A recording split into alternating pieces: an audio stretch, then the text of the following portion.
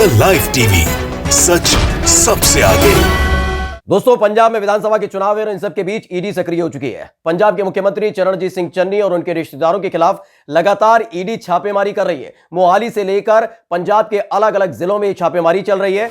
चरणजीत सिंह चन्नी के जानकारी वाले 10 लोगों के खिलाफ ये कार्रवाई की जा रही है, छापेमारी की कार्रवाई की जा रही है। उनके साले, उनके भतीजे, उनके तमाम रिश्तेदारों के खिलाफ ये कार्रवाई चल रही है और ये तमाम चीज भारतीय जनता पार्टी की तरफ से की जा रही है। यानी साम दाम दंड भेद की जिस नीति का इस्तेमाल सत्ता में आने के लिए भाजपा करती रही है, उसे ही पंजाब में अख्तियार किया जा रहा है। यानी दो मिलाकर मामले निकलकर सामने आए। एक तो पहला यह कि चरणजीत सिंह चन्नी सीएम पद के ऐसे प्रबल दावेदार के रूप में निकलकर सामने आए थे, जनता की पसंद बनकर निकलकर आए थे, जिसकी कार्ड भाजपा के पास नहीं है। तो वही दूसरा सबसे बड़ा मसला यह था कि जो प्लान भाजपा ने तैयार किया था कि प्रधानमंत्री नरेंद्र मोदी की सुरक्षा को खतरा दिखाते हुए भावनात्मक तौर पर पंजाब सहित 5 राज्यों में जहां चुनाव होने हैं वहां पर प्रचार किया जाएगा कि कांग्रेस के शासन में किस तरीके से प्रधानमंत्री की जान खतरे में पड़ गई थी। लेकिन सारा प्लान खोलकर रख दिया चरणजीत सिंह चन्नी ने और यही एक वजह है जिसके चलते अब उनके तमाम लोगों, तमाम रिश्तेदारों के यहां ईडी की कार्रवाई की जा रही है। आज ये तमाम खबरें आपको विस्तार से बताने जा रहे हैं। नमस्कार, मैं हूं प्रज्वल गौतम और आप देख रहे हैं द लाइव टीवी। आपको याद ही होगा,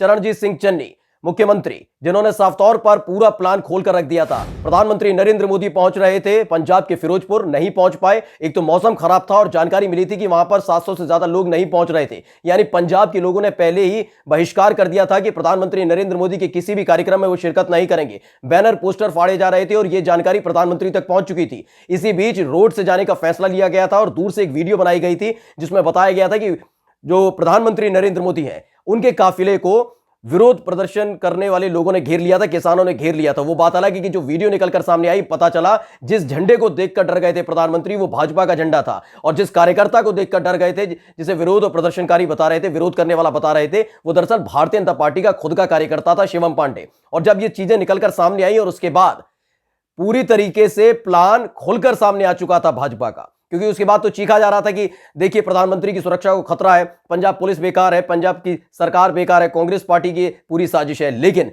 जब ये प्लान खुलकर सामने आ गया तो उसके बाद कहीं मुंह दिखाने के काबिल नहीं रही भाजपा। इन सब के बीच एक सर्वे भी हुआ। सर्वे में निकलकर सामने आया कि चरणजीत सिंह चन्नी ऐसा चेहरा बनकर उभरे हैं पंजाब के अंदर जिसकी काट किसी के पास नहीं है। चाहे कैप्टन अमरिंदर सिंह को भाजपा ने अपने साथ ले लिया हो, लेकिन उसके बावजूद भी चरणजीत सिंह चन्नी की काट भाजपा के पास नहीं है। ऐसे में क्या किया जाए? इन दोनों ही चीजों का बदला लेने के लिए, बदला शब्द का इस्तेमाल इसलिए कर रहे हैं क्योंकि ये अमूमन अलग अलग राज्यों में आपने देखा होगा, जहां जहां आलोचना हुई, विरोध हुआ, प्रदर्शन हुआ, हार का मुंह देखना पड़ा, उसके बाद ईडी और सीबीआई को सक्रिय कर दिया जाता है। चाहे वो पश्चिम बंगाल हो, चाहे वो उत्तर प्रदेश हो या फिर अब पंजाब हो, ये तमाम जगह, तमिलनाडु भी उसका एक जिक्र है। खैर, बात करेंगे पंजाब की, जहां पंजाब में चरणजीत सिंह चन्नी के 10 ठिकानों पर, 10 ठिकाने का मतलब उनके तमाम रिश्तेदार हैं। एक है उनके भूपेंद्र सिंह हनी, उनके साले हैं, चरणजीत सिंह चन्नी के साले हैं। उन पर आरोप लगाया गया है कि अवैध खनन के मामले में जमकर उगाही की गई है, काला धन इकट्ठा किया गया है, आय से अधिक संपत्ति इकट्ठी की गई है, तमाम तरह के मामले। ऐसे मोहाली में उनके भतीजे के घर पर छापेमारी चल रही है। यानी ईडी पूरी तरह से सक्रिय हो गई और यह सब तब किया जा रहा है जब पंजाब में विधानसभा के चुनाव होने हैं। विधानसभा चुनाव से ठीक पहले ये कार्रवाई बता रही है कि किस तरह की मंशा के साथ ये लोग काम करते हैं, क्योंकि चरणजीत सिंह चन्नी का काट इनके पास थी नहीं। चरणजीत सिंह चन्नी एक निर्विवाद नेता के तौर पर उभर रहे थे, अब तक उन पर एक दाग लगा नहीं और यही एक वजह है जिसके चलते तमाम तरह के साम दाम दंड भेद, हर तरह की नीति भाजपा अपना रही थी कि कैसे भी करके चरणजीत सिंह चन्नी को फंदे में लिया जाए। लेकिन जब कोई रास्ता नहीं दिखा तो ईडी को आगे रख दिया गया, सीबीआई को आगे रख दिया जाएगा, यही एक काम है इनके पास। आईटी को आगे रख दिया जाए, इनकम टैक्स को आगे रख दिया जाता है।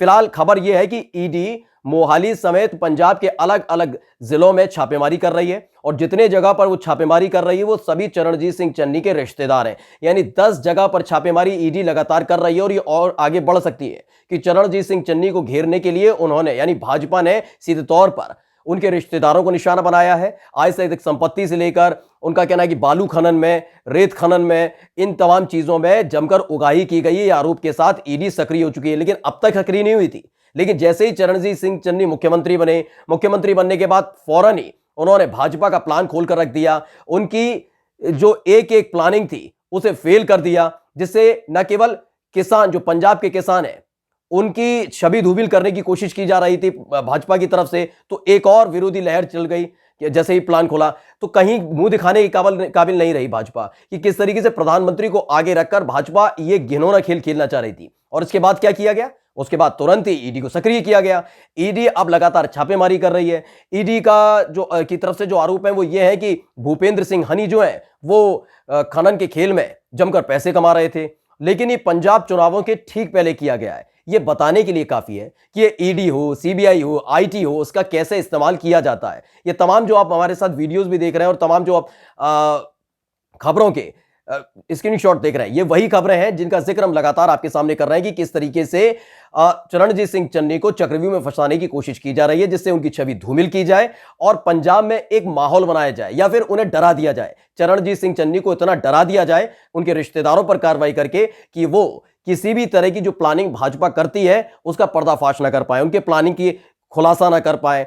और यही है वजह, क्योंकि एक हमने आपको सर्वे भी दिखाया था, वो सर्वे भी हम आपको दिखा देते हैं साथ में स्क्रीन पर, कि एक सर्वे निकलकर सामने आया था द ग्राउंड रिपोर्ट का। उसमें पता चला था कि कांग्रेस एक बार फिर से सत्ता में आने जा रही है, पूर्ण बहुमत से आने जा रही है और भाजपा को 1 से 2 सीटें मिलने जा रही हैं। यानी कि कहीं भी स्थिति देखी जाए तो भाजपा का कहीं जनाधार नहीं है, गुस्से में है पंजाब के लोग। और यही एक वजह है जिसके चलते अब चरणजीत सिंह चन्नी दोबारा मुख्यमंत्री बनने जा रहे हैं। 49% लोगों ने कह दिया था, पंजाब के 49% लोगों ने सर्वे में बता दिया था कि चरणजीत सिंह चन्नी पर उनको भरोसा है और वो दोबारा से मुख्यमंत्री बनेंगे। बस यही बात ठक से लग गई, क्योंकि उन्होंने जो प्लानिंग बनाई थी कि कहीं ना कहीं प्रधानमंत्री की जान को खतरा बताते हुए पंजाब सरकार के खिलाफ, पंजाब पुलिस के खिलाफ जहर उगला जाएगा, कांग्रेस के खिलाफ उल्टा सीधा बोला जाएगा, उन्हें राष्ट्र विरोधी बताया जाएगा, पीएम की जान को खतरे में डालने वाला बताया जाएगा। ये तमाम चीजें की गई थी, लेकिन चरणजीत सिंह चन्नी ने उसकी पोल खोल कर रख दी। और फिर उसके बाद जो सर्वे कराया गया, पंजाब में जो सर्वे कराया गया, उसमें निकलकर सामने आया कि 49% लोग पंजाब के वो चाहते हैं कि दोबारा से चरणजीत सिंह चन्नी मुख्यमंत्री बने। यानी इस विधानसभा चुनाव में, यानी पंजाब में जो विधानसभा चुनाव होने जा रहा है उसमें दोबारा से मुख्यमंत्री बनने जा रहे हैं। इसी बात को लेकर ये परेशान हो गए, हैरान हो गए कि इतनी बड़ी प्लानिंग करने के बावजूद भी देखिए अब भी पंजाब की जनता भाजपा से नाराज है, भाजपा की किसी नेता को पसंद नहीं कर रही, बैनर होर्डिंग फाड़े भी जा रहे हैं और चरणजीत सिंह चन्नी के समर्थन में नारेबाजी की जा रही है, उनके साथ खड़ी नजर आ रही है। इसके बाद ईडी को सक्रिय किया गया है। ये कार्रवाई कैसे की गई वो हम बता दें, क्योंकि केंद्र सरकार और मोदी सरकार खास तौर पर ईडी, सीबीआई और आईटी का कैसे इस्तेमाल करती है आपने देखा होगा।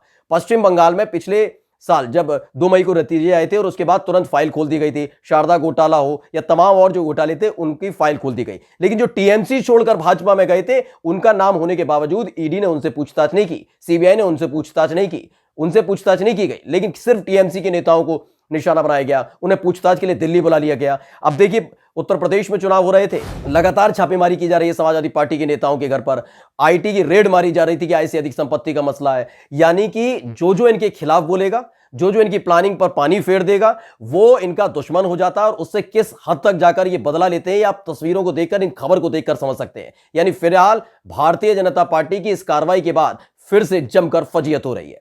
नमस्कार। द लाइव टीवी, सच सबसे आगे।